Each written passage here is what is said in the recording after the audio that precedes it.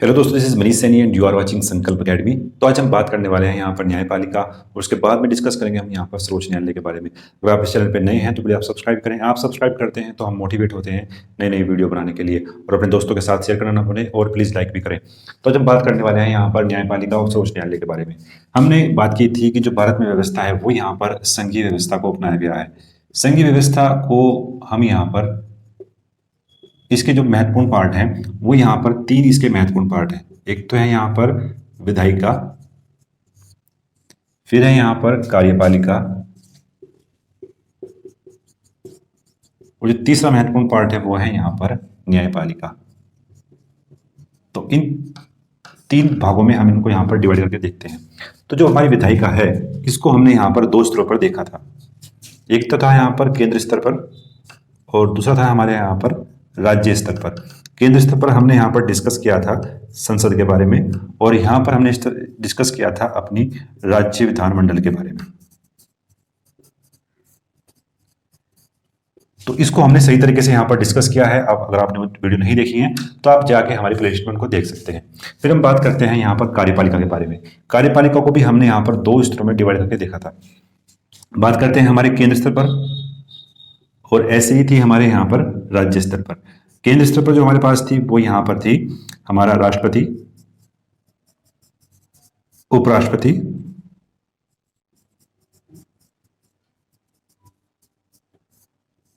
मंत्रिपरिषद, यह हम बात करते हैं यहाँ पर प्रधानमंत्री। तो ये जो हमारी कार्यपालिका थी ये थी हमारे यहाँ पर केंद्र स्तर पर। अब हम बात करते हैं यहाँ पर राज्य स्तर पर। तो राज्य स्तर पर थे हमारे पास यहाँ पर राज्यपाल, फिर थे हमारे पास यहाँ पर जो हमारी राज्य स्तर पर जो मंत्रिपरिषद थी वो थी यहाँ पर, और था यहाँ पर मुख्यमंत्री। तो इन दोनों पार्टों को अब तक हमने यहाँ पर अपनी प्लेलिस्ट में, अपनी वीडियो में अब तक यहाँ पर डिस्कस कर लिया है, विधायिका के बारे में और कार्यपालिका के बारे में। अब हम यहाँ पर पहुंचते हैं अपनी न्यायपालिका के बारे में। तो आज हम इसको यहाँ पर डिस्कस करने वाले हैं। तो न्यायपालिका को हमने कहाँ कहाँ से इसको लिया है और कौन कौन से महत्वपूर्ण हमारे पास यहाँ पर आर्टिकल होने वाले हैं, और एग्जाम के पॉइंट ऑफ व्यू से यहाँ क्या महत्वपूर्ण होने वाला है, उन सभी के बारे में हम यहाँ पर डिस्कस करते हैं। यदि हम बात करते हैं हमारी जो न्यायपालिका है और विधायिका और कार्यपालिका है, इसको हम तीनों को अलग अलग भागों में डिवाइड करने का प्रयास करते हैं। यानी इनका जो क्षेत्र है उसको हम हमेशा अलग अलग करके देखना का प्रयास करते हैं। और हमारे कॉन्स्टिट्यूशन का यही जो बात लिखी गई है आर्टिकल 51 में, हमारा जो कर्तव्य है वो यही है कि हम कार्यपालिका, न्यायपालिका और विधायिका का पृथक्करण करने का प्रयास करते हैं। तो यही हमारा प्रयास है। तो हम बात करने वाले हैं आज न्यायपालिका के बारे में। तो न्यायपालिका जो हमारी व्यवस्था है वो यहाँ पर एकीकृत न्यायपालिका की व्यवस्था को अपनाया गया है, यानी एकीकृत न्यायपालिका व्यवस्था यहाँ पर अपनाई गई है। यानी हमारे पास राज्य के लिए अलग न्यायपालिका नहीं है, स्टेट के लिए अलग न्यायपालिका नहीं है, और यही स्थिति हमें दिखाई पड़ती है केंद्र में। केंद्र के लिए हमारे पास अलग न्यायपालिका नहीं है। तो पूरा जो स्तर है यहाँ पर वो यहाँ पर एकीकृत स्तर के रूप में हम इसको डिवाइड करते हैं। जैसे हम बात करते हैं, ये तीन स्तर हमें दिखाई पड़ते हैं अपनी न्यायपालिका के। सबसे सर्वोच्च में यहाँ पर है हमारे पास सुप्रीम कोर्ट, जिसको हम यहाँ पर सर्वोच्च न्यायालय भी बोलते हैं। नेक्स्ट जो दूसरा स्तर है वो है हमारे पास यहाँ पर हाई कोर्ट, जिसको हम उच्च न्यायालय बोलते हैं। और तीसरे स्तर पर हमारे पास है यहाँ पर डिस्ट्रिक्ट कोर्ट, यानी जिला न्यायालय, जिसको हम सामान्य भाषा में बोलते हैं। तो ये तीन स्तर यहाँ पर हमें दिखाई पड़ते हैं। इन तीन स्तरों में यहाँ पर हमारी न्यायपालिका को बांटा गया है। फिर हम बात करते हैं कौन से भाग में और कितने आर्टिकल में ये हमें दिखाई पड़ती हैं। भाग बात करते हैं तो कुल बात करते हैं कि हमारे पास कितने भाग हैं। तो कुल 22 भाग हैं, और उन 22 भागों में से जो 5वां भाग है वो हमें न्यायपालिका के बारे में बताता है। फिर हम बात करते हैं कौन सा आर्टिकल यहाँ पर जो संबंधित होने वाला है हमारी सर्वोच्च न्यायालय या न्यायपालिका से। तो आर्टिकल 124 से 147 तक यहाँ पर सर्वोच्च न्यायालय के बारे में बात करते हैं। आर्टिकल 124 से 147 तक के जो आर्टिकल हैं वो बात करते हैं यहाँ पर न्यायपालिका के बारे में। फिर हम बात करते हैं हमारे संविधान को जो प्रावधान लिए गए हैं ये कहाँ से लिए गए हैं। ये जो प्रावधान है ये लिए गए हैं भारत शासन अधिनियम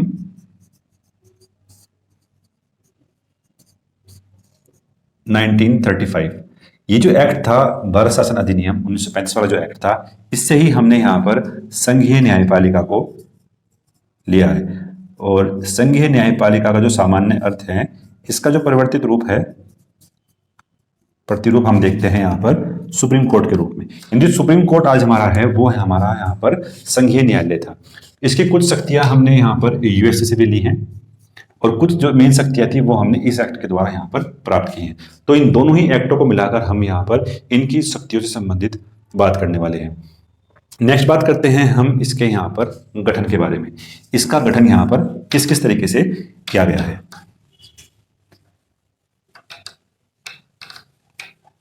सर्वोच्च न्यायालय के गठन के बारे में बात करते हैं।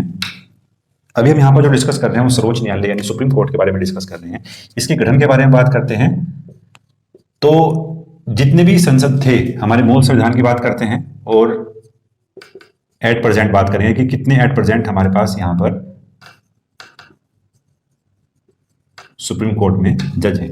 तो मूल संविधान की बात करते हैं तो मूल संविधान में हमारे पास यहाँ पर एक सर्वोच्च न्यायाधीश और प्लस 7 जज थे। तो कुल मिलाकर इनकी संख्या यहाँ पर 8 रखी गई थी।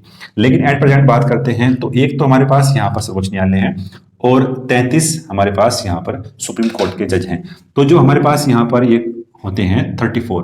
तो कुल मिलाकर इतने जज हमारे पास अभी यहाँ पर हैं। तो जजों की संख्या हमारे पास यहाँ पर कितनी है तो वो यहाँ पर 34 है। 34 जज हमारे पास अभी सुप्रीम कोर्ट में है। एग्जाम के पॉइंट ऑफ व्यू से काफी महत्वपूर्ण है, कई बार ये एग्जाम में पूछा भी गया है। तो हमारे पास बात करते हैं कुल जजों की संख्या कितनी है तो वो यहाँ पर 34 है। फिर बात करते हैं इनकी नियुक्ति के बारे में। अच्छा ठीक है, एक पॉइंट यहाँ पर और बचता है जो एग्जाम के पॉइंट ऑफ व्यू से काफी महत्वपूर्ण है कि मूल संविधान में हमारे पास यहाँ पर 8 जज थे और इनकी संख्या बढ़ाकर हमने यहाँ पर 34 की है। तो ये जो शक्ति है, जजों को बढ़ाने की शक्ति किसके पास है या इनको कम करने की शक्ति किसके पास है? तो ये शक्ति हमारे पास है संसद के पास।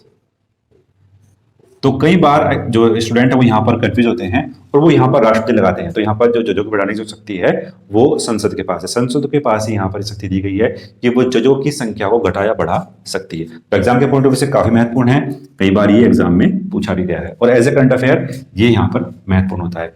तो जजों को बढ़ाने की जो शक्ति है वो हमारे पास है संसद के पास। नेक्स्ट बात करते हैं हम इनकी यहाँ पर नियुक्तियों के बारे में।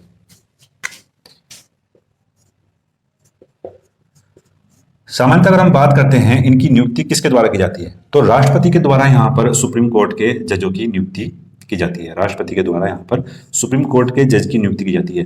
लेकिन यहाँ पर यह महत्वपूर्ण है, जिसकी राष्ट्रपति अगर अपने मन से यहाँ पर सुप्रीम कोर्ट का जज किसी को नियुक्त करना चाह रहा है तो वो यहाँ पर नहीं कर सकता है। अब तक हमने बात की अगर वो जैसे मंत्रिपरिषद थी, अगर राष्ट्रपति किसी को मंत्रिपरिषद चुनता है तो प्रधानमंत्री की सलाह पर यहाँ पर कार्य करता था।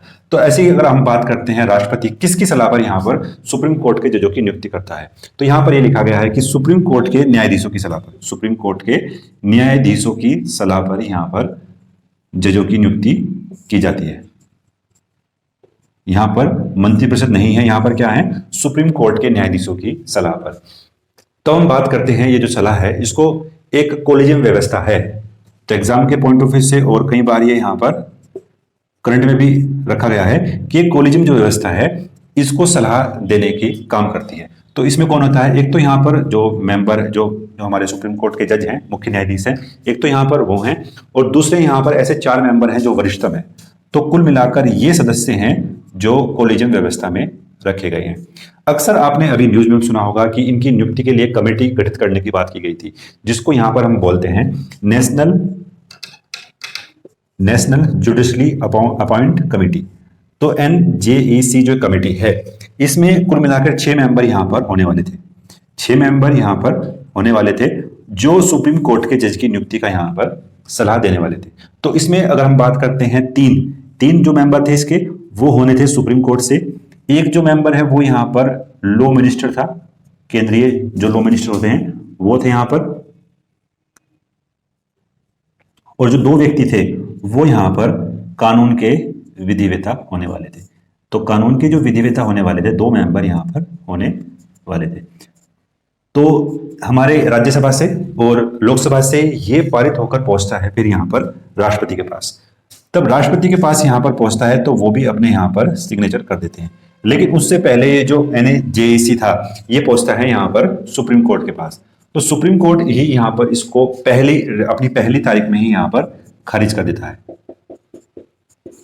तो पहली तारीख में ही यहाँ पर ये खारिज कर देता है और ये जो व्यवस्था है वो अब हमें नहीं दिखाई पड़ती है। अभी जो फिलहाल व्यवस्था है वो कोलिजियम व्यवस्था है, जिसके द्वारा यहाँ पर राष्ट्रपति को सलाह दी जाती है सुप्रीम कोर्ट के न्यायाधीशों के द्वारा कि वो कौन कौन से जज को यहाँ पर अपॉइंट करने वाले हैं। तो यह व्यवस्था यहाँ पर समाप्त हो चुकी है। अब यह व्यवस्था हमारे पास नहीं है। अभी जो न्यायाधीश हैं वो खुद ही न्यायाधीशों का यहाँ पर चुनाव करते हैं। भारत एकमात्र ऐसा देश बचा है जो खुद न्यायाधीशों की ही यहाँ पर नियुक्ति करता है। तो ये महत्वपूर्ण था एग्जाम के पॉइंट ऑफ व्यू से भी, और करंट के जो मैटर थे वो भी हमने यहाँ पर देख लिया कि करंट में क्या क्या इशू यहाँ पर होने वाले हैं। तो नेक्स्ट बात करने वाले हैं हम इनकी यहाँ पर योग्यता के बारे में। तो कौन कौन सी योग्यता यहाँ पर रखी गई हैं सुप्रीम कोर्ट के जज के बारे में। सुप्रीम कोर्ट के जो जज के लिए जो योग्यता है उसकी बात करते हैं। अगर आपने हमारे चैनल को सब्सक्राइब नहीं किया है और आप यहां तक पहुंच गए हैं देखते हुए, तो प्लीज आप सब्सक्राइब करें ताकि हम भी मोटिवेट हो सके नई नई वीडियो बनाने के लिए, और इन्फॉर्मेटिव जो वीडियो हैं वो भी आप तक यहां पर पहुंच सके। और बेल आइकन दबाना ना भूलें ताकि जब भी कोई नई वीडियो आएगी तो वो आप तक पहुंच सकती है। तो हम बात करेंगे यहां पर अब इनकी योग्यता के बारे में। सुप्रीम कोर्ट के जज के लिए जो हमारे पास यहाँ पर योग्यता होती है, तो वो यहाँ पर पहला जो पॉइंट है हमारे पास वो यहाँ पर क्या है कि वो भारत का नागरिक हो। तो पहला पॉइंट तो यहाँ पर यही है कि वो भारत का यहाँ पर नागरिक होना चाहिए। फिर जो हमारे पास दूसरी यहाँ पर योग्यता है वो यहाँ पर यह है कि यहाँ पर जो व्यक्ति नियुक्त होने वाला है वो सुप्रीम कोर्ट में, एक या एक से अधिक सुप्रीम कोर्ट में कम से कम 5 वर्ष तक जज रहा हो। एक या एक से अधिक सुप्रीम कोर्ट में हाई कोर्ट में जज रहा हो, ऐसा व्यक्ति यहाँ पर नियुक्त हो सकता है। कम से कम 5 वर्ष तक आप यहाँ पर जज के रूप में रहे हो। अगर आपके पास ये भी योग्यता नहीं है तो आपके पास एक योग्यता यहाँ पर और रखी गई है कि आप कम से कम 10 साल तक यहाँ पर किसी भी हाई कोर्ट में 10 साल तक आप जो हैं वकील की भूमिका में रहे।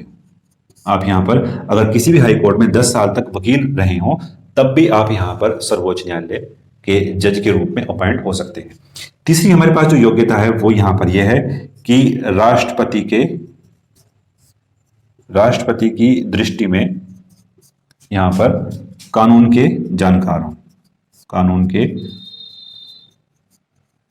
जानकार हो या आप हो विधिवेता। अगर आप कानून के विधिवेता हैं तब भी आप यहां पर सर्वोच्च न्यायालय के जज के रूप में अपॉइंट हो सकते हैं।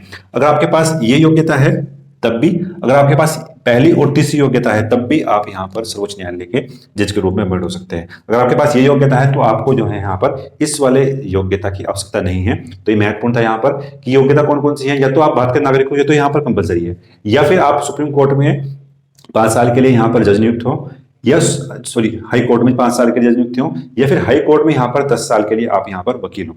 अगर आपके पास ये भी योग्यता नहीं है तो आप राष्ट्रपति की नजर में कानून के जानकार हो, कानून के जो हैं विधिवेता हो। तो इतनी योग्यता होते हुए भी आप जो है यहाँ पर सुप्रीम कोर्ट के जज के रूप में अपॉइंट हो सकते हैं। फिर हम बात करते हैं यहाँ पर इनकी शपथ के बारे में। तो आप अगर इतने बड़े पद पर अपॉइंट हो रहे हैं तो आप जाहिर सी तौर पर है कि वो वहां पर आप शपथ भी लेने वाले हैं। तो शपथ यहां पर कौन दिलाता है? तो राष्ट्रपति के द्वारा ही यहां पर आपको शपथ दिलाई जाती है।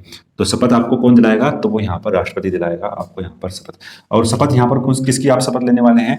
कानून की या हमारे संविधान की जो है रक्षा के तौर पर आप यहाँ पर वो शपथ यहाँ पर लेने वाले। तो अब तक हमने यहाँ पर डिस्कस किया अपनी योग्यता और शपथ के बारे में। अब हम बात करते हैं इनके यहाँ पर कितना कार्यकाल इनका यहाँ पर होने वाला है।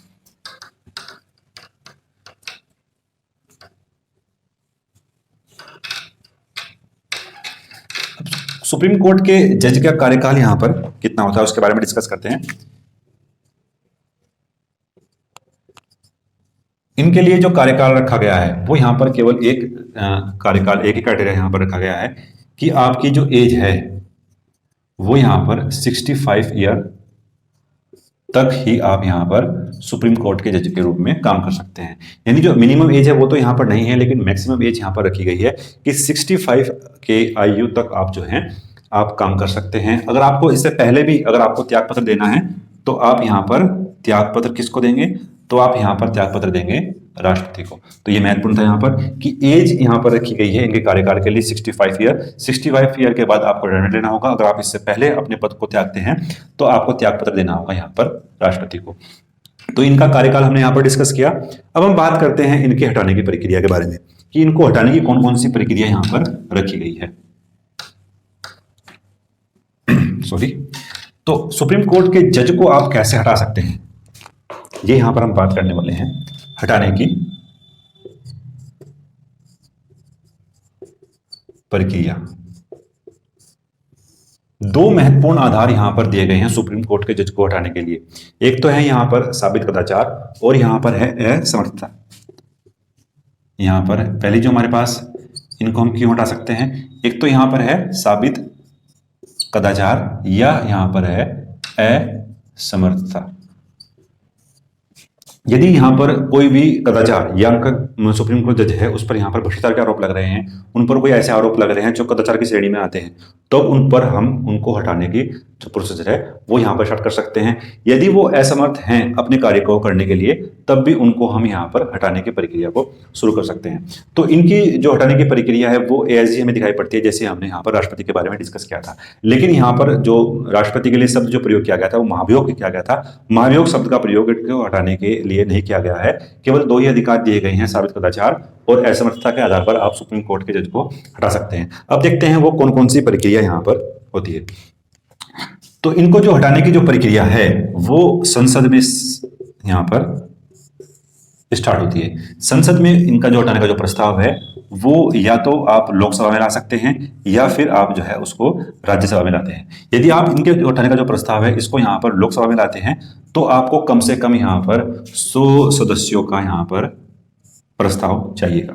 अगर आप इस चीज को यहाँ पर राज्यसभा में शुरू करते हैं तो आपको मिनिमम यहाँ पर 50 सदस्यों का प्रस्ताव की आवश्यकता पड़ती है। तो ये यहाँ पर महत्वपूर्ण है। संसद में इनकी प्रक्रिया को हम शुरू करते हैं, लोकसभा में अगर है तो वो 100 सदस्य हैं और राज्यसभा में जो है वो 50 सदस्य हैं।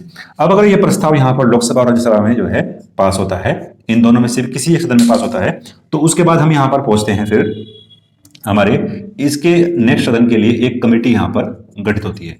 अब इस कमेटी का यहाँ पर जो काम रखा गया है वो इनके आरोपों की जांच करने के लिए यहाँ पर गठित की जाती है। तो यहाँ पर जो एक कमेटी गठित होती है ये सुप्रीम कोर्ट के जज के आरोपों की जांच करती है। अगर हम देखते हैं कि जो सुप्रीम कोर्ट के जो जज हैं उनके आरोप यहाँ पर साबित होते हैं, ये आरोप अब साबित होते हैं तो यहाँ पर जो है हमारी जो संसद है वो यहाँ पर 2/3 बहुमत से प्रस्ताव को पारित करती है। यह प्रस्ताव अब पहुंचता है यहाँ पर राष्ट्रपति के पास। अब अगर राष्ट्रपति के पास ये प्रस्ताव पास होता है, संसद के पास पास होने के बाद 2/3 बहुमत से पहुंचता है राष्ट्रपति के पास और राष्ट्रपति इस पर अपने यहाँ पर हस्ताक्षर कर देते हैं, यानी इस पर राष्ट्रपति अपनी अनुमति दे देते हैं। तब यहाँ पर जो जज है वो यहाँ पर अपने पद से मुक्ति पाते हैं, उनको हम अपने पद से यहाँ पर मुक्त कर देते हैं। तो ये पूरा प्रोसेस था यहाँ पर जो सर्वोच्च न्यायालय के जज हैं उनको हम कैसे अपने पद से यहाँ पर हटा सकते हैं। सबसे पहले बात करते हैं जो हटाने जो प्रस्ताव है वो सबसे पहले पहुंचता है संसद में। अगर वो लोकसभा में है तो 100 सदस्य हमको जरूरत पड़ती है उनके प्रस्ताव को पास कराने के लिए, और राज्यसभा में है तो 50 सदस्य हैं। अगर यहाँ से जो प्रस्ताव पास होता है अगर वो लोकसभा में है तो राज्यसभा में उसके आरोपों की जांच करी जाती है, उसके लिए कमेटी बनती है। अगर वो कमेटी इन आरोपों को साबित करती है कि उन पर यहाँ पर आरोप लगाए गए हैं, उसके बाद ये पहुंचता है फिर संसद के पास। संसद उसे 2/3 बहुमत से पारित करती है और वो उसके बाद जाएगा फिर यहाँ पर राष्ट्रपति के पास। राष्ट्रपति उस पर अपनी अनुमति यहाँ पर दे देते हैं और उसके बाद से ही यहाँ पर जो जज है वो यहाँ पर अपने पद से मुक्ति को पाते हैं। अब अगर हम बात करते हैं सुप्रीम कोर्ट के ऐसा कौन सा जज है जिन पर इन आरोपों की यहाँ पर जांच बैठी हुई थी, तो एकमात्र उदाहरण है जो हमें यहाँ पर दिखाई पड़ता है, वो है यहाँ पर वी रामास्वामी। वी रामास्वामी एकमात्र जज हैं जिन पर इन आरोपों की जांच की शुरुआत की गई थी, लेकिन यह जो प्रस्ताव है वो पारित नहीं हो पाया था।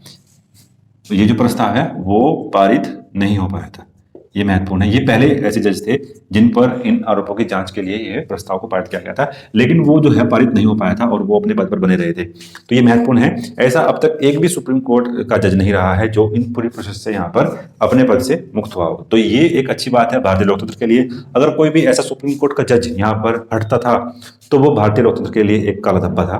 तो अब तक हम इसके लिए थैंक करते हैं कि ऐसा कोई भी जज अब तक यहाँ पर नहीं हुआ है।